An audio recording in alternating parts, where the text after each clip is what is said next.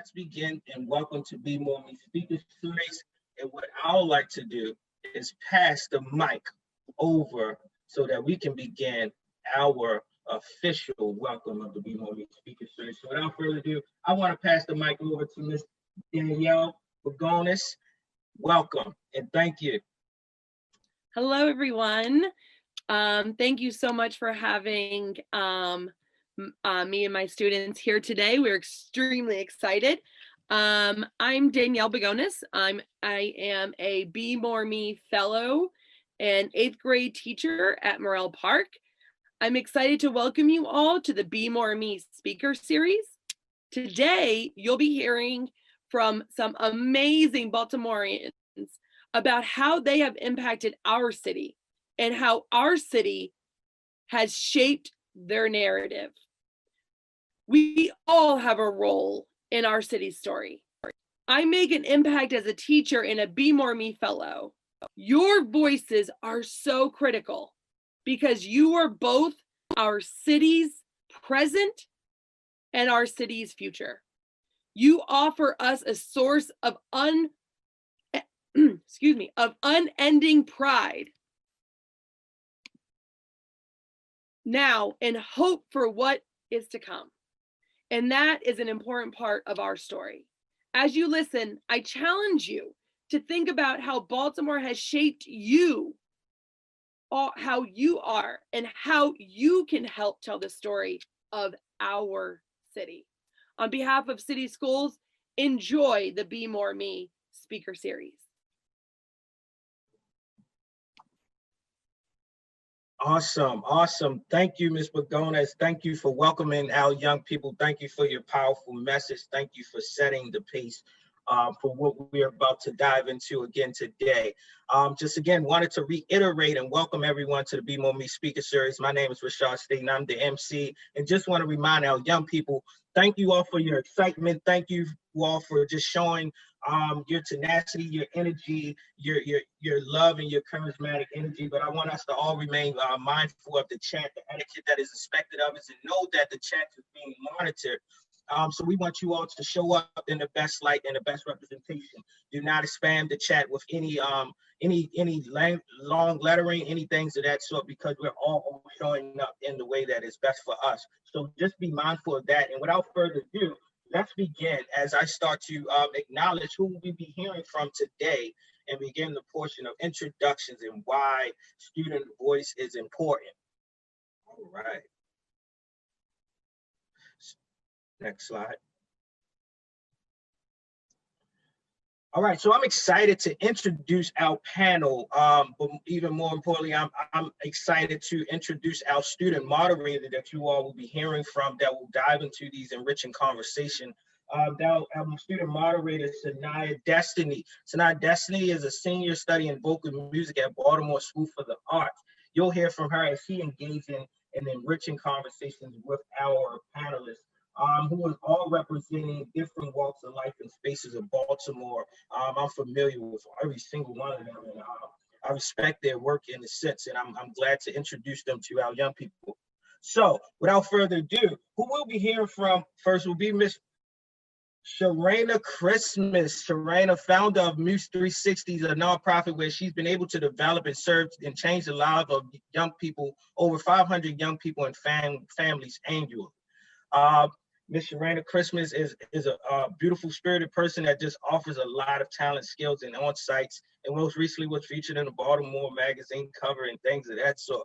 Miss Angel Kristi Williams is a filmmaker who features directorial debuts to Really Love, which won the special jury recognition for acting, was recently a world premiere as an A5I Fest special presentation in 2014 independent film project involving director fellow, where she was the recipient of the Sony Pictures Diversity Fellowship.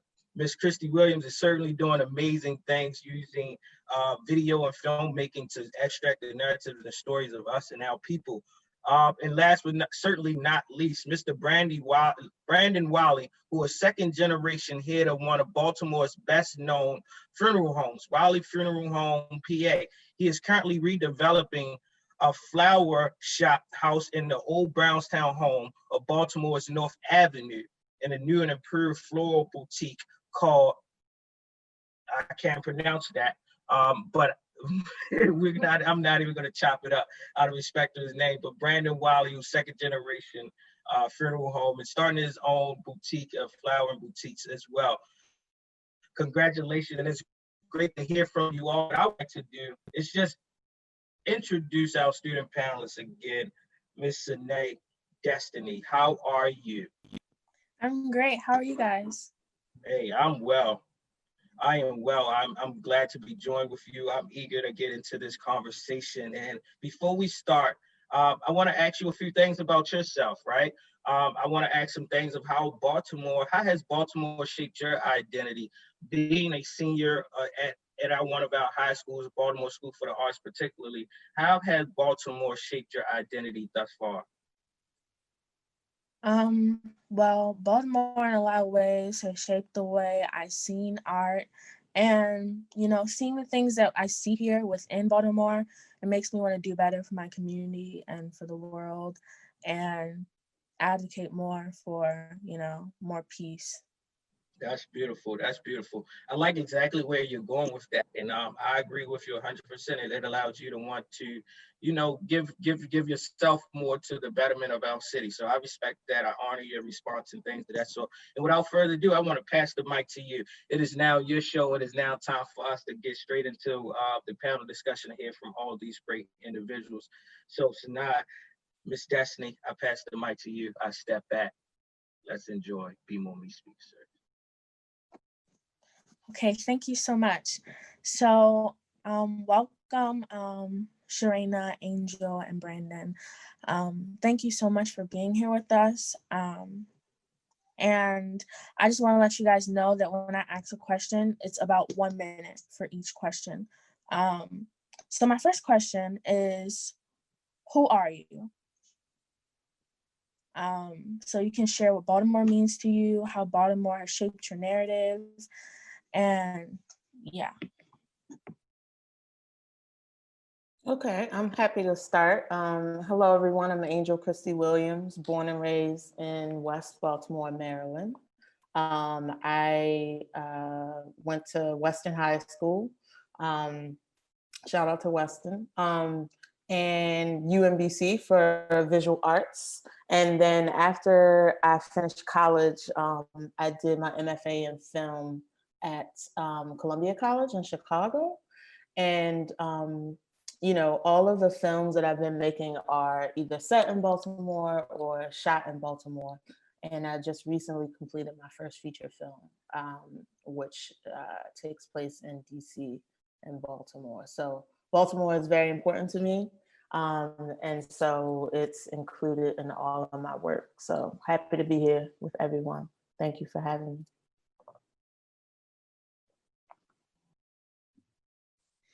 Good morning, everyone. I'm Sharayna A. I am a mother, a womanist.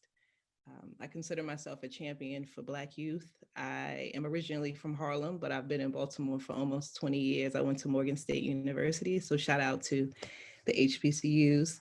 And also, I'm a person that has really used the arts to support a community, not very different from the community that I've come from, which is in Harlem. So I've started Muse 360 Arts. It's 17 years old in 2020. And I'm just very blessed to be able to use the talents and the gifts that I've learned growing up, like I said, in New York and also at Morgan State and just being in Baltimore to, be a champion for young people. So I'm here. And I'm very grateful to be here. And shout out to Angel, because I love your film. And I have some good friends that worked on that film. So. Oh, nice to meet you, sis. Hello, I'm Brandon Wylie. Grew up in West Baltimore. Graduate of City College, City Forever. Also went to have a mortuary science degree from Fayetteville, North Carolina. Then I came back from Fayetteville and I went to Morgan State University, MSU, all the Bears out there. And then from there, I started my journey on try to figure out how I could help ease people's grief and try to help them find a way to bridge their gap between their loss, And from there, I just felt as though that I needed to have more knowledge. So then I went and became a part of the 10,000 Small Businesses Goldman Sachs program, and also got an MBA from Johns Hopkins University Carey School of Business. So I'm Baltimore educated. I love Baltimore. It means a lot to me. And just revitalizing and changing and renovating the perspective that the world has upon Baltimore, and encourage the youth to realize that they have the truth inside of them and they can do better. But that's a little bit about me.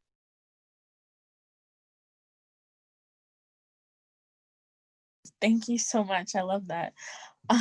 So what inspired you guys to choose the medium/forum that you have for your expression of your art and your story? This is for everyone. I'll start. I'll go ahead.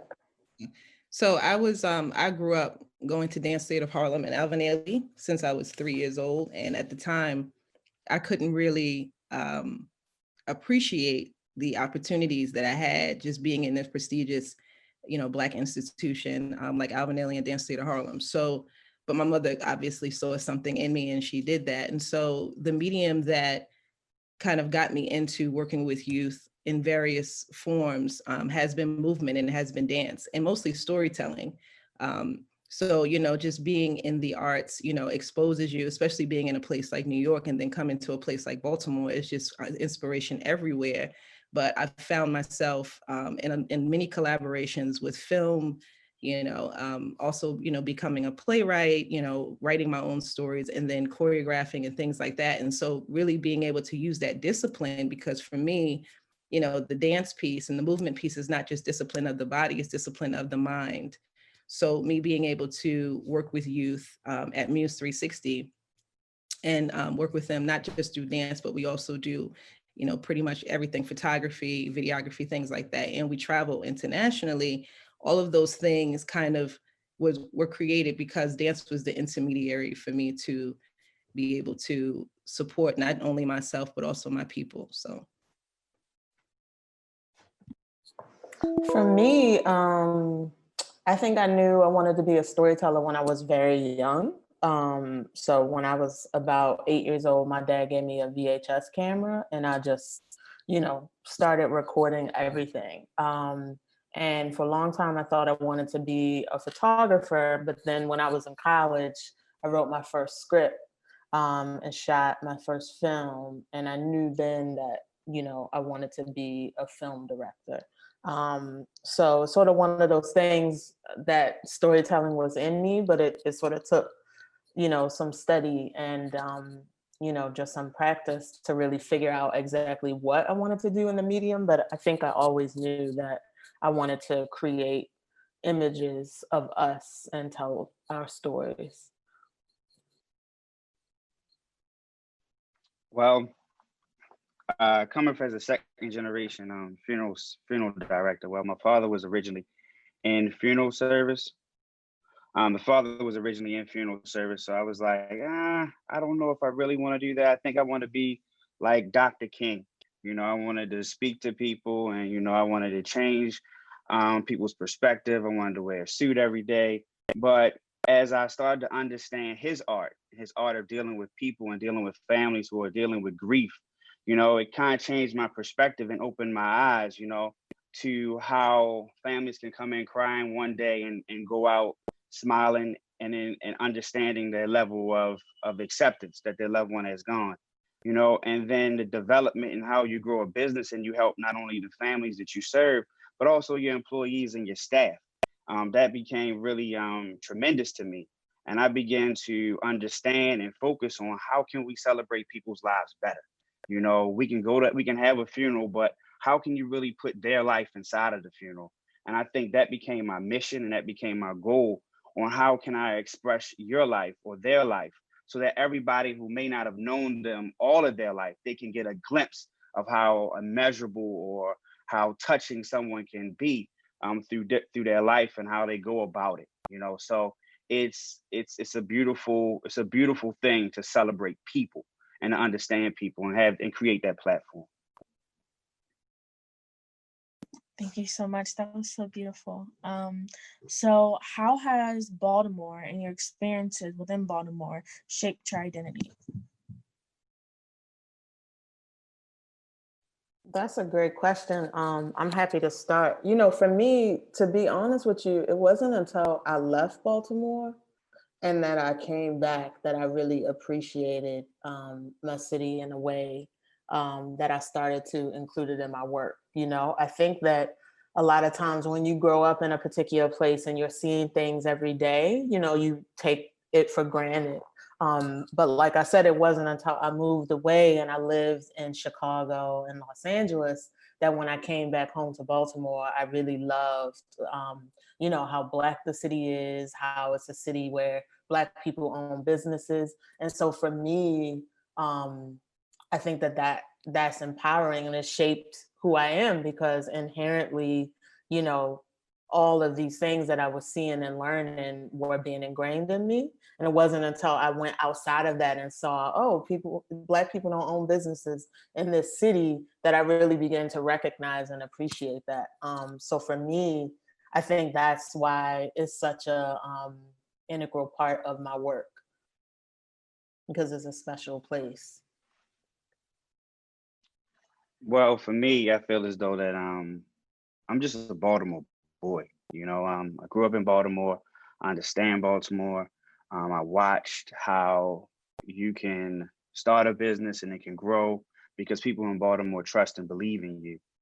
And like you said, when you go outside of Baltimore, you also see in different cities how Black businesses grow, how different businesses are created, and you say, why can't we do that in Baltimore?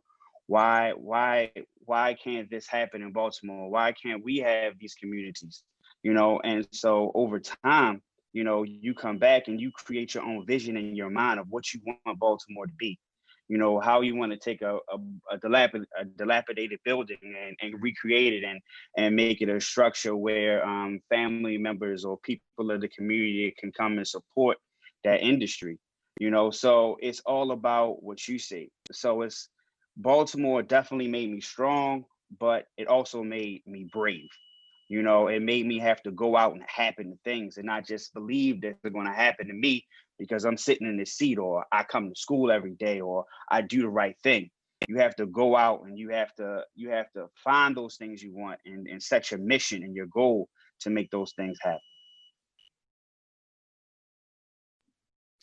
So for me, I came to Baltimore when I was 17 years old, going to Morgan State University. And when I graduated, it wasn't until I graduated that I started to realize that it was a reaffirmation of how beautiful our people are. Being in a majority Black city is a gift. The culture, just the way the buildings are. It's a lot of things that, like Angel said, you don't really appreciate until you leave and you come back. But for me, Baltimore pretty much raised me as to be the woman that I am today. I've been able to, not only just push forward with business, but I've been able to dream. And like one of the ancestors that I love to read, Tony K. Bambara, taught us about redefining always the narrative outside of the Western landscape, which means not in a white gaze, like not really using a model that's everywhere else. So Baltimore has allowed me to create a model, not just a model, but constantly be in an evolving process with young people to work with them to really be whatever they want to be. So not really focusing on a narrative of negativity or a narrative of we don't have, but what do we have and what have our ancestors shown us? So, I would say that Baltimore is completely, lives inside of me because of, just the way that I've been able to be reaffirmed and I've been able to dream and do things without, like I said, the ideology of thinking that I have so many boundaries.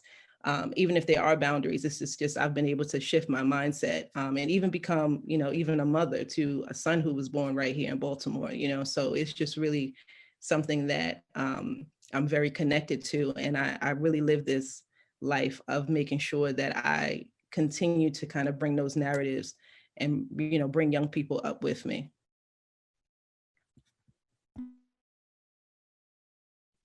Okay, so specifically for Sharayna, something I really want to know is what initially caused you to move here to Baltimore, and why did you choose to stay? Like, you talked about how it's been an inspiration for you, and how, you know, being around all this Blackness has really helped you reaffirm your destiny and everything like that. But why did you say Baltimore is where I need to go, and Baltimore is where I need to stay? So as I mentioned, I came here to go to school. I came here to go to Morgan State. So I grew up around a lot of Blackness as well in Harlem. So, you know, it's not just that, but it's about, well, first and foremost, to go back, I went to Morgan State for finance, and I went and worked on Wall Street. Okay. And that was not the move. That wasn't me. Okay. So as much as I tried to escape being, you know, a ballet dancer and all these things, I was like, I got to go back to that. You know, and Dr. Carter G. Woodson and Miseducation of the Negro talks about the spark of genius that lives within us. And the spark of genius is like, what did my mother raise me to do? Like, what is something that's already inside of me? You know, what kind of gifts did she put in my hand that I could use? And so I went back to New York, and I realized too expensive and I don't want to be there no more. So I said, I'm going back to Baltimore, where I can build a livelihood. My mother always instilled in us to build a livelihood for ourselves. And my mother is a community activist. So it was very important for me to not just say, I'm going to make my home in Baltimore, but how can I serve my people here?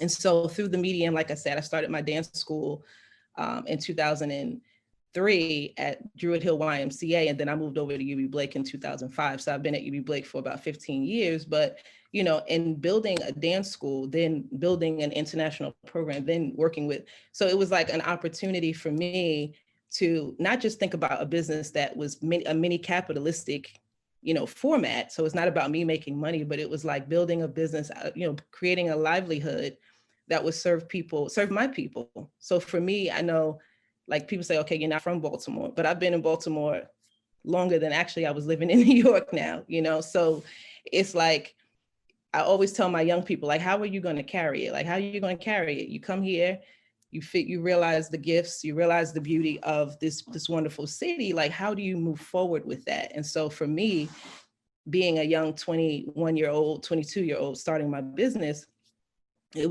wasn't in my mind that I was starting my business, but it was like, I know that I have this love for my people and a love for myself, you know, a love for my future. People always say you should, you know, kind of nurture yourself, you know, to kind of care for your younger self, but I'm nurturing myself and my community to care for our future selves. So, you know, being in Baltimore is just a no-brainer. It wasn't like, oh, when am I going to leave? It's like, how can I continue to serve? So that's what kept me here.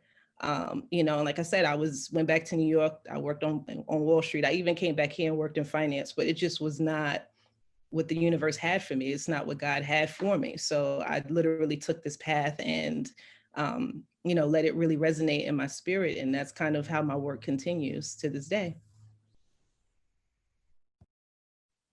Okay, thank you. One last question for Sharayna. So dance, in particular, especially ballet, can be very whitewashed, and like the traditions, and at times in the way that they teach, and even the way that they condition young Black dancers. So how has your dance career impacted your love for Black people, Black history, and the narratives that you believe that are important to share? So if anybody's not familiar with Dance State of Harlem or Alvin Ailey, I'd suggest definitely looking them up. But I came from a background that used dance as a means for Black folks to persevere, because Dr. King was assassinated in '68, and that's when the ballet school that I came from, Dance State of Harlem, was created. Alvin Ailey was created a year before. And so, you know, I came from a narrative where it was inherent that you're gonna, everything that you do, even if you guys come to Rainfall Dance today, you know, the music that we use, the costumes that we wear is from our people. So, you know, ballet is a westernized dance movement. And so again, you know, Arthur Mitchell, God rest his soul, and Alvin Ailey used these movements to help Black folks to persevere. So like I said earlier, dance is not just a discipline of the body, but it's a discipline of the mind.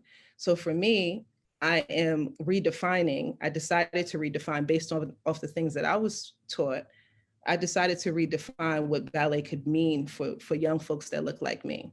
And for myself, I hire a lot of my former dancers, things like that. So as far as it being whitewashed, that is absolutely correct. And unfortunately, a lot of Black folks, even in the ballet field, still feel like that's the way that you make it. And honestly, it's not just the ballet field, it's a lot of fields. You know, we feel like we have to emulate. And so for me, I completely reverse that, and I completely challenge that and disrupt that belief that we have to be, you know, have a whitewashed ballet school or whitewashed film or whatever you want to call it, or we have to stage this here, because that's not really where I come from. And that's not really true to who I am. And that's not true to how I live my life. So has it been met with a lot of challenges? Absolutely. I mean, parents, you know, funders, people like, what the heck is this? What's going on here? But for the most part, you know, like I said, for me, it's very important to just to make sure that I'm redefining the narrative all the time. So not using that as a reference point. And I always tell young people all the time, like when you get internships or you get a job or you get an opportunity, you take what you need and you leave the rest. So for me, it's not like, oh my gosh, I'm in this whitewash environment. It's like, what can I take that I need? And I'm gonna leave the rest, because my ancestors or the people that have come before me have really set the stage. And that's why I'm saying I'm encouraging anyone that's on the call, please look up Dance State of Harlem, look up the choreographers, look at the history that has been made by Black folks in dance. You know, Catherine Dunham, you know, Pearl Primus, those are the folks that I try to follow behind. Even local folks like Kabibi Ajanku of Sankofa Dance Theater, you know, just really paving the way for, and Maria Broom, you know, paving the way for us to create movement and use this dance medium as a way to redefine our stories and ourselves. That is so inspiring, your entire journey. So thank you so much for sharing that with us. Okay, the next set of questions is for Angel. So Angel, why was it important for you to shoot your first movie in Baltimore? So my first full-length feature film, Really Love, is actually a story set in DC. And I wanted to shoot it in DC, but Washington, DC is a really complicated city to, you know, do a production in, just because of the Capitol and all the government and that sort of thing. So, you know, Baltimore became, you know, like the next best choice, because I feel in a lot of ways, especially aesthetically, Baltimore and DC look a lot alike. But also because Baltimore is home. So, you know, I, you know, wanted to use the opportunity to really, you know, bring the production to my home. And so I shot, you know, in neighborhoods that I grew up in my grandmother's house, and at Baltimore School for the Arts, and, you know, different places. And so we were able to include the community in the production. So we had student interns from high schools, and, you know, young kids who lived in the neighborhood while we were shooting, you know, were on set. So, you know, for me, it was really special because, you know, I haven't made films at home in Baltimore since I left to go to grad school. So to be able to come back, you know, was really the first time that my loved ones was able to like physically and tangibly see, like, what does she go away to pursue? Like, what is this dream? They could actually see it in action. So for me, it was, you know, it was really beautiful to be able to do that work, but also to include, you know, my city and my community as well. What were some of the influences growing up, film-wise, and how do they contribute to your work in artistry? So one of the first films that I just remember affecting me really profoundly was Love Jones. I remember that was the first film that I saw and didn't really understand, you know, love, but I was like, I want to feel like that.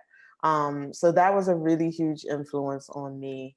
But also loved, you know, photography as well. So I looked at a lot of like, you know, photography, black and white photography, particularly. And, you know, films like Love and Basketball, of course, you know, Brown Sugar, like pretty much all of the classics from the 90s.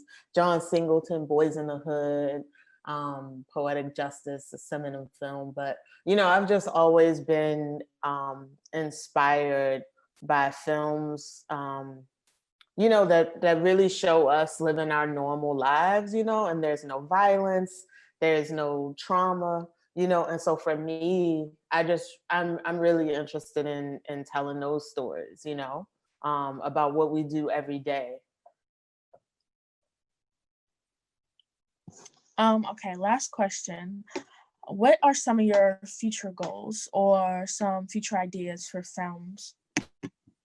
So right now, I can't say too much about it, but I'm writing a pilot for my first episodic series, which is going to be a limited series that is about a very profound author. And I also have another love story about a musician that I'm working on right now. But I'm just really interested in telling stories about Black love. So it'll probably most likely be another love story, which I'm not mad at. So yeah. Thank you so much. Okay, Brandon. So death is a very heavy topic, and it's something that we all deal with at some point in our lives, and it's something that we deal with especially a lot in Baltimore. So working around all that, how do you remain hopeful and optimistic for like a better future? Well, being around a death, it it never becomes easy, and it never becomes a comfortable situation. But if you can create experiences to allow people to have a better lasting memory, then it works. You know, so it works because just a lady and her grandmother, a lady had a mother and she wanted to celebrate her mother and she wanted to have all this inspiration for her mom. And so she wanted it to be special. So how can I make it special? And that's how I create that impactful memory. What she said, she wanted a float for her mother. So we came up with an idea. We created a float where all of her mother's all of her mother's likes and hobbies were decorated around the float with different balloons. So those things help me to inspire and keep going. You know, those things, those different ideas help me create lasting memories for people. Like I'm working on fireworks for a family right now because they want to celebrate their loved one. He passed of COVID-19, unexpected, but the fact that it doesn't matter, his birthday would have been soon. So they want to celebrate with fireworks. And so how can I make this happen? I don't know. But the way I believe and the way I look at everything is this is, you know, we look at art as just creation and creativity, you know, and I just look, hey, how can I get fireworks? Oh, you can't do fireworks. Why not? Let's make it work. Let's make it happen. You know, there's nothing that you can come up with that I'm not going to try to create, you know, and there's no family that may need my help because they may not be able to financially meet the needs to create what they want to create to celebrate this level. There's their loved one's life that I'm not going to help, you know, and that's a part of dealing with death. You become empathetic and you become very understanding of people in need and how they want to express themselves. And that's very, very important because you have to listen, you have to hear what they're telling you, and you have to see between the lines. So you've given us a little bit of insight of what you do in your job, but can you give us a more like a day in the life of what it is to be a funeral home owner and and a mortician? You got it. Well, the day in the life of a funeral home owner is a little different from the day in the life of a mortician. So we'll start from the beginning. The day in the life of a mortician, you come probably be at work around 7:30. If it's a funeral that day, you're getting everything ready for the funeral. You're making sure that the hearse is gassed up, everything is ready. The person still has their life, they still look good from the day before. You want to make sure you get all the flowers together, get the flowers into the hearse, get everything ready. The limousine needs to go to the family's house and so they can bring them to the church. After that, you're on a funeral for maybe about 3 hours. You know, you have to deal with the people at the church, people at the cemetery, and then following that, you come back to the funeral home. And then you either have arrangements scheduled where you will meet with other family members, or you're going to go into what we call the preparation area or the embalming area, or the dressing area. All those things take place there. So embalming will take place where you would disinfect and bring the body back to lifelike form. And then you may then dress someone, you place their clothes on them, and you prepare to place them in a casket. Or you can also prepare a loved one for final disposition or get their information ready so that you can cremate, which is the actual placing a loved one into a retort where cremains are the final disposition. Then you meet with families, you'll talk with families, you'll work with families, arranging their services and making sure everything is taking place. And then you have to get ready for viewings. So viewings are typically in the evening from 1 to 4, from 5 to 8. And that's when family receive all of their guests for the visitation. And you'll probably do that till about 6. Then you got a choice of whether or not you go home. So that's where the mortician day ends. The funeral home owner, he usually stays a little bit after, because after that, you have to make sure that everything is ready for tomorrow. You have to make sure that your staff has their list and they know their assignments. You have to also go online, respond to any online requests that you have. You have to make sure that everything is ordered and in proper order. You have to go and make sure basically that all the policies are in place and that everybody is ready to go for the remainder of the week. We have a board outside in our hallway where we have everything laid out per case or per deceased. And so we make sure that we don't forget any details, because the one thing about a funeral that you don't get to do over is you don't get to do it over. You know, you only get one chance to help people have a meaningful and memorable funeral service. Only one chance. You can't come back. You can't bring them out the ground. So we want to make sure that everything is done correctly, properly, and in decency and order so that people can have that impactful, lasting memory.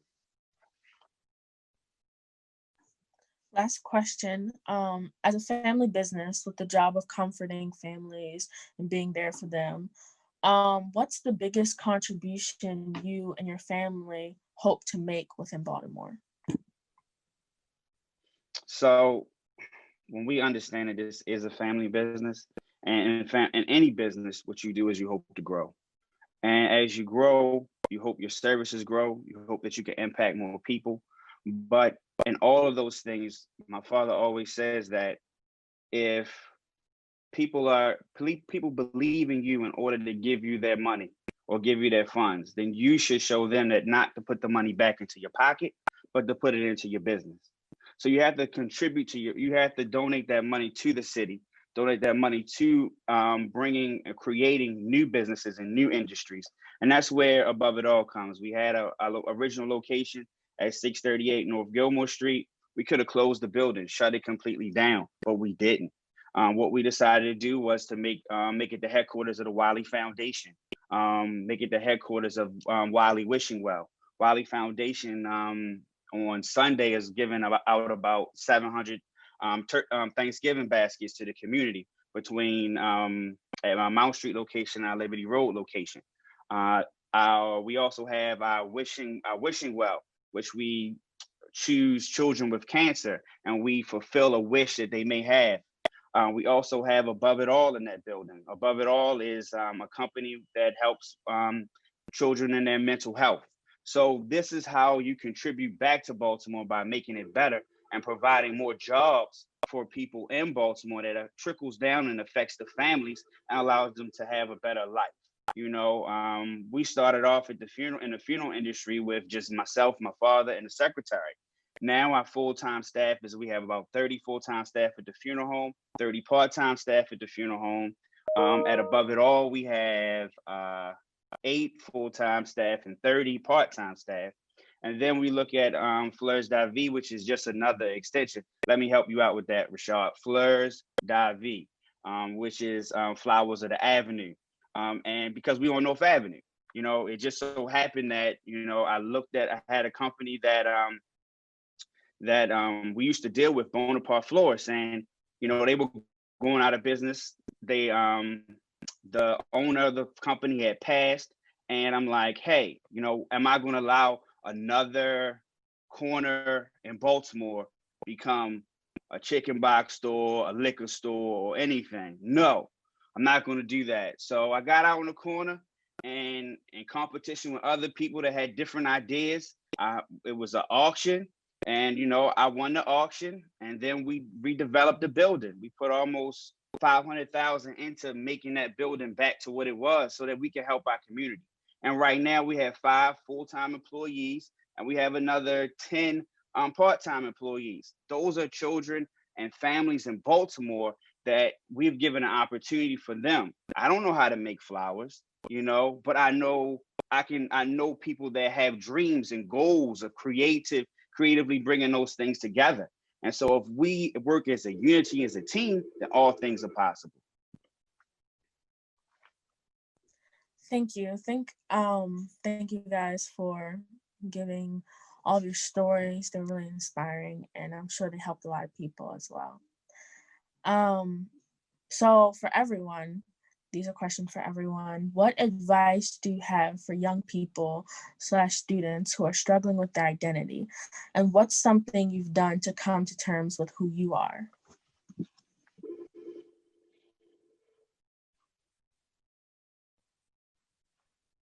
Well, first and foremost, I would say to pay attention, be aware, and also, you know, look for mentors. Look to your teachers, look to, you know, the people around you, people in your community who are doing things or working in professions that, you know, inspires you. And ask them, you know, like, can I shadow you for a day or a week? You know what I mean? If it's something that you know, have been thinking about, that you're interested in, but you're not quite sure, you know, now is the time to explore and learn as much as you can about those things and really figuring out, you know, where your passion lies. I would also say, you know, to pay attention to the things that make you excited, that make you happy. You know, I think, you know, one of the things about being a business owner is you get to have a livelihood where you're pursuing your passion. You know, I think so many people are working jobs that they don't get excited to wake up every day and go to that job. But I think that, you know, being excited about going to work every day is a luxury, and it's a blessing. And so if you can really, you know, just sort of do the work and study to find out what that passion is, I think that you will have a very fulfilling life.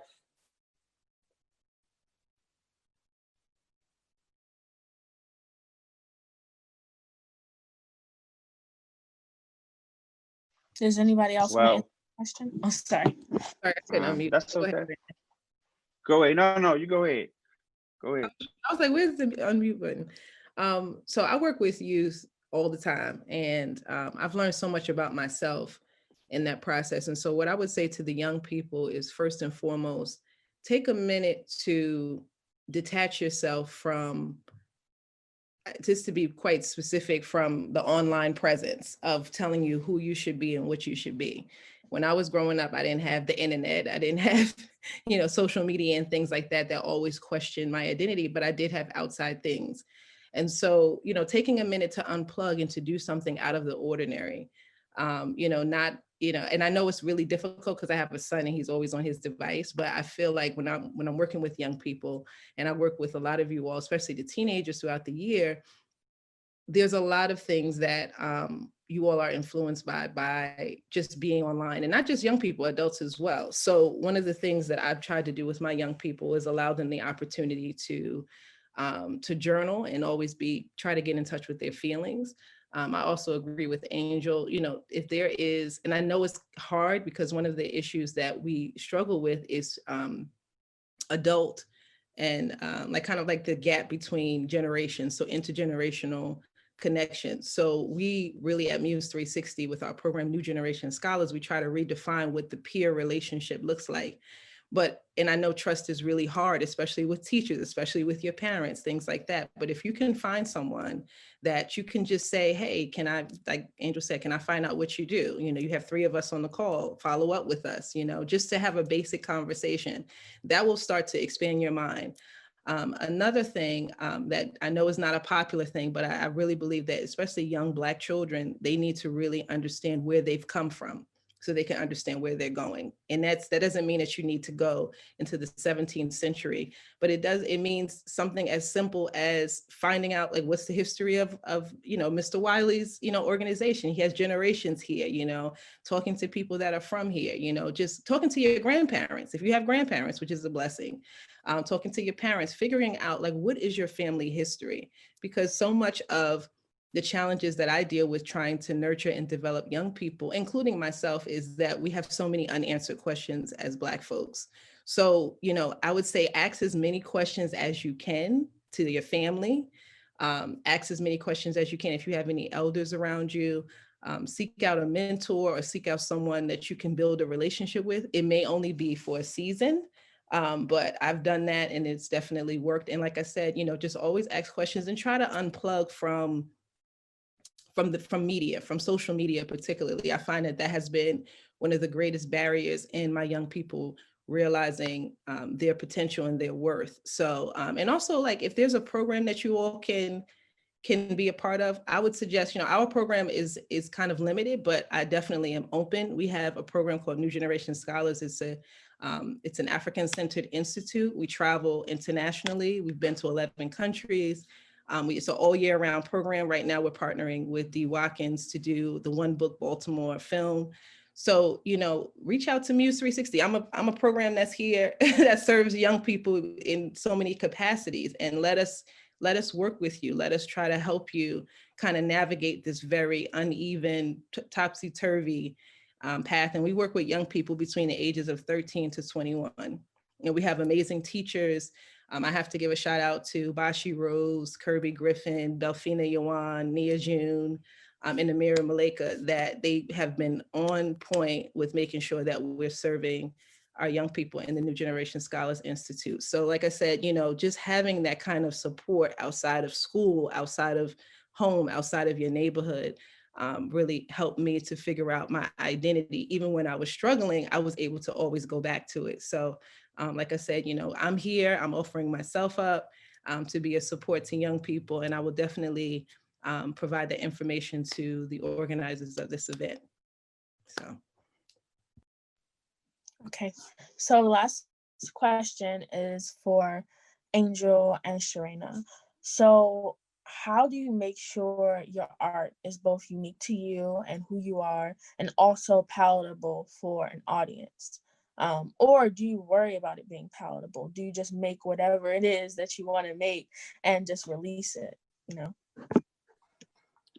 That's a great question. You know, for me, I make films that I want to see. I tell stories that are meaningful to me. So for instance, Really Love, it's a love story about 2 Black people falling in love, and you know, the beauty and often sometimes difficulty of that.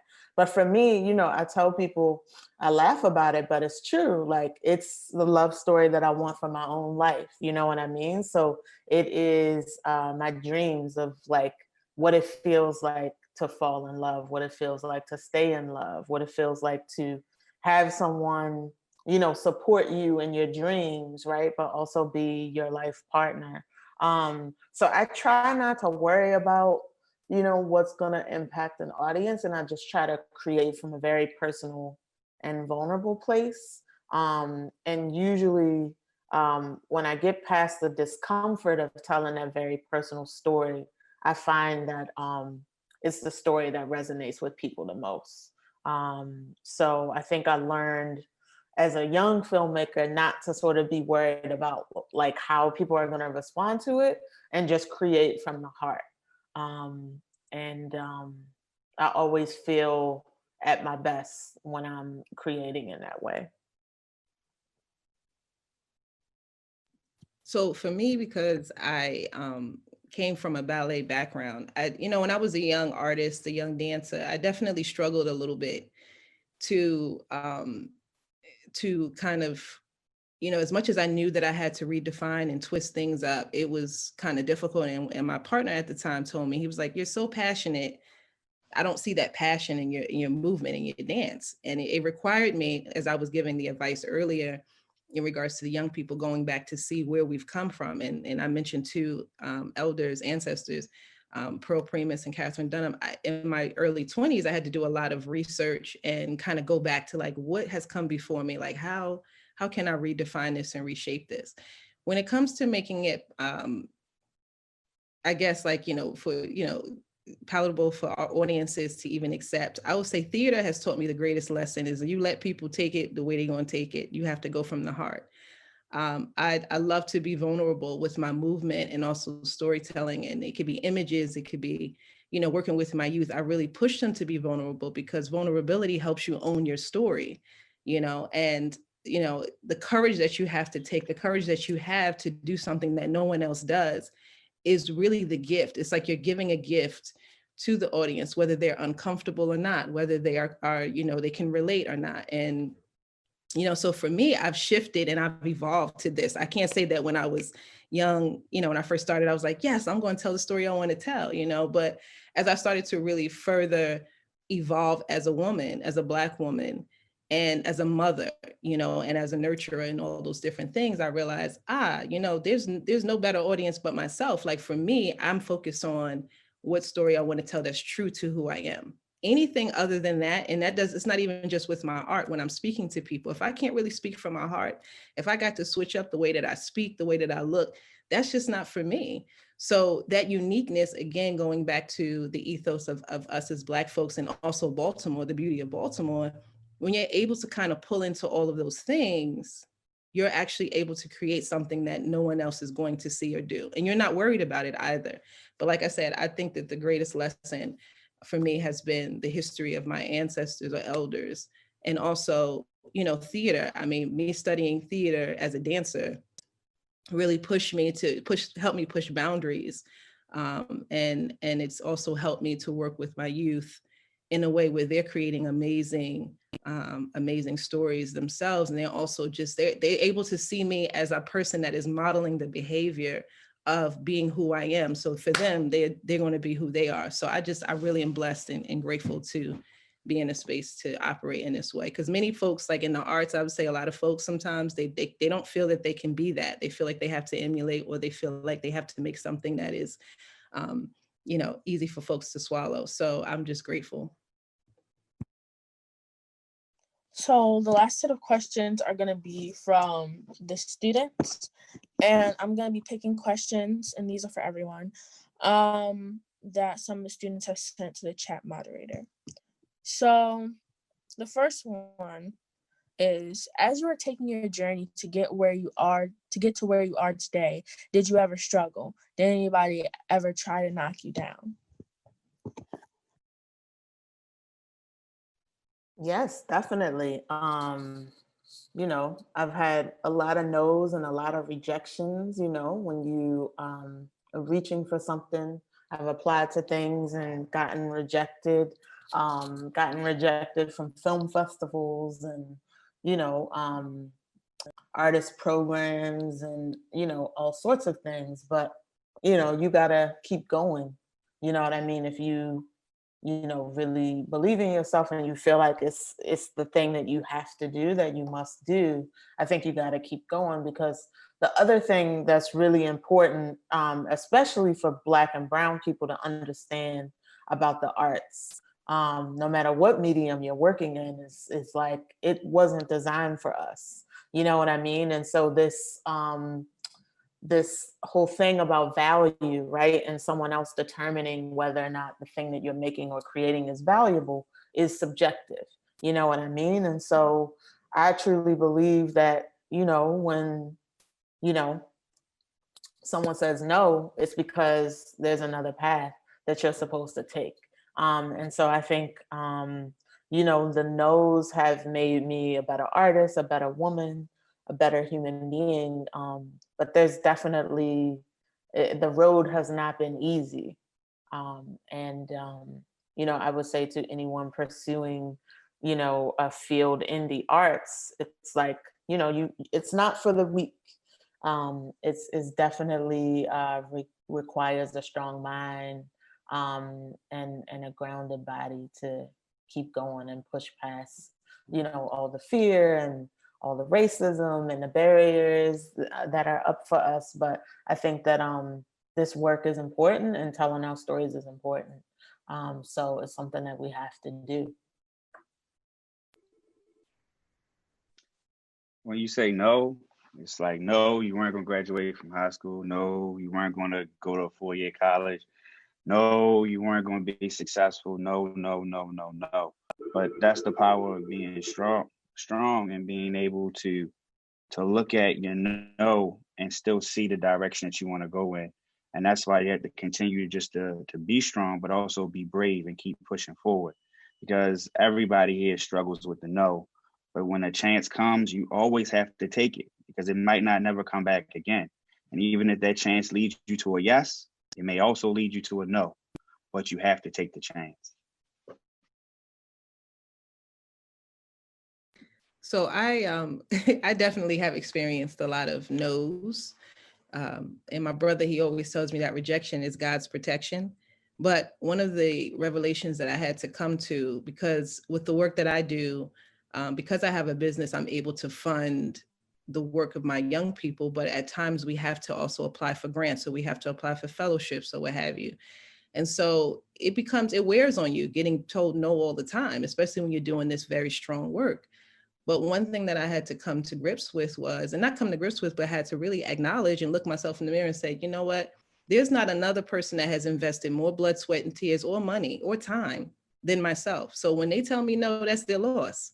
And honestly, I feel like not all money and not all opportunities, like I may have thought that was the opportunity I needed, but then you realize, and I think Brandon just said it, like you realize like, you know, I got that no, but now I'm going to shift it. I'm going to switch and I'm going to keep pushing through. And so, like I said, I'm very proud that we've been around for 17 years. It's been it's been 17 rough years, but to come like last year, you know, with my young people, I looked at them and I see all the great work that they're doing. And I'm like, you know, all of the things that I've gone through were not in vain. And so, you know, again, realizing that the type of work and the sacrifice you make within taking your time, you know, to invest in your people and invest in yourself is absolutely priceless. There's not a no that would ever hold me back, because I have that armor on me of understanding that I've invested and I have loved on myself and loved on my young people in my community enough where it's not, you can't put a price on it, or you can't even put an application on it or a fellowship on it. So, you know, like I said, you know, sometimes you think that, you know, with the things that you're going through and you keep getting knocked down, that, you know, you might have a little time where you like, this is tough and I don't know if I could keep going. But like I said earlier, and like Angel said, you know, you get a mentor. I'm pretty sure all your mentors, anybody that has just been told yes all their life, that's not success. So, you know, that's just not how it goes. Anybody has never failed, not possible. You know, for me, my failures, as people would say they're failures, I don't see them like that. I see them as an opportunity to be patient and to redirect. So, you know, like I said, for me, that's kind of how I've been able to look at it over time, not immediately, but over time. So that's a good question, though.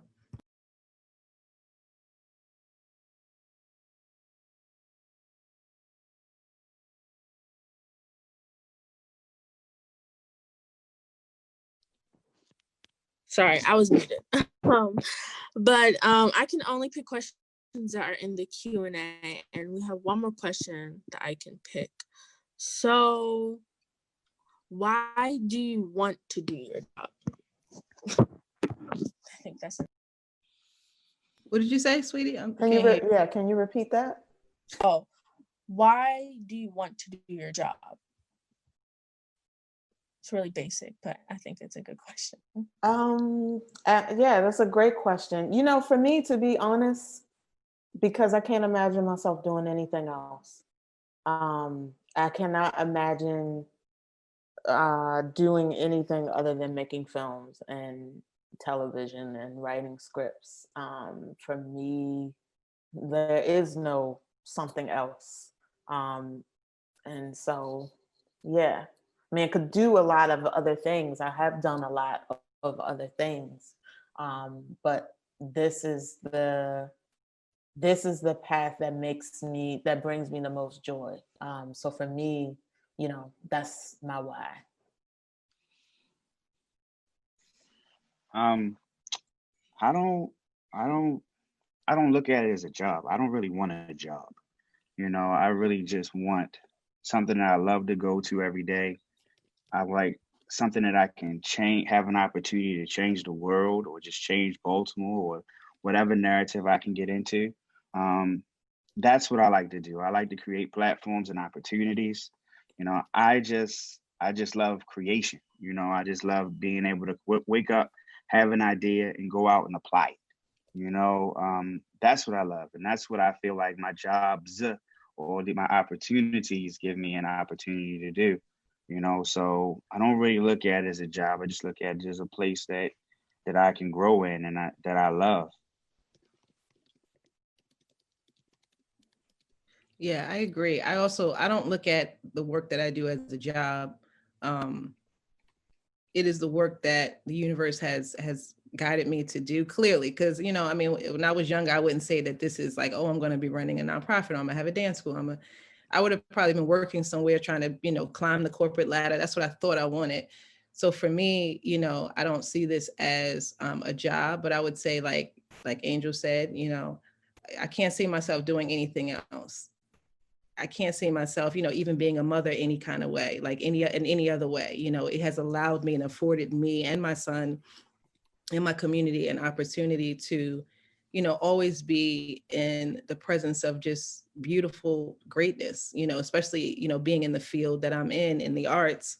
You know, I meet amazing folks and it keeps me going, truth be told. It really does. Like, I can't see myself doing anything else. Like, there's not an amount of money that, you know, someone could give me that I'd be like, okay, I'm just going to completely leave behind this work. So, you know, like I said, for me, it's just been a real blessing to make it this long in this field, and also, you know, just be able to continuously see myself blossom and evolve as an artist. You know, because that's the thing. It's not like, boom, I made it to this point and now I'm going to have this description of a job that I do every single day, or description of duties. It's like, okay, so what's coming? What am I thinking about today? And the flexibility in the field and what I do to be able to tell my youth, or to work with my colleagues or my partners or my other artists and say, let's work on this piece. So let's do that. It's something that is really a privilege. Honestly, it's a privilege, and I'm very grateful. So yeah, I think that's what keeps me here, and that's why you know, that's why I do what I do. Thank you guys for all your insights and advice and everything that you've given us. I think that a lot of people will benefit. I know that I've learned a lot of things from this, so thank you. Now I have to pass this over to our other moderators.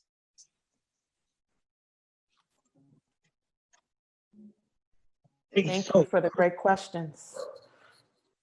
Yeah, Yeah, thank most you. certainly.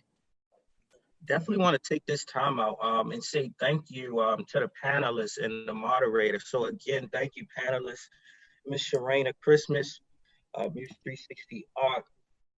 Now, Miss Angel Kristi Williams, thank you so much for you creating films and narratives and visuals for us to see ourselves in, right? Absence of the trauma and, you know, the pessimism that's often depicting us as people. And Mr. Brandon Wylie, allowing us to see joy in life through death and through just living and breathing. So thank you all for sharing your perspective, sharing your story, adding to the enriching narrative and legacy of Baltimore and pouring back into our young people. And most importantly, want to thank you and acknowledge the great moderation of our student moderator, Miss Senae Destiny. Thank you all as well. It has been a pleasure, and I want to take this time to give space for our panelists. If you would like to step back or continue on with your day, but you also have the option of staying on. We're about to take this time to transition into allowing our young people to speak up their takeaways from today's conversation, right? And I'll allow my colleague, Christina Ross, to give more insight on what that task lays out and what are the expectations for this next portion of the BMore Me Speaker Series. So, Christina, it is on you. And again, thank you, panelists. You can stay on if you like. If not, you can step back as well. But students and audience, thank you all for being amazing. Thank you for dropping those questions in.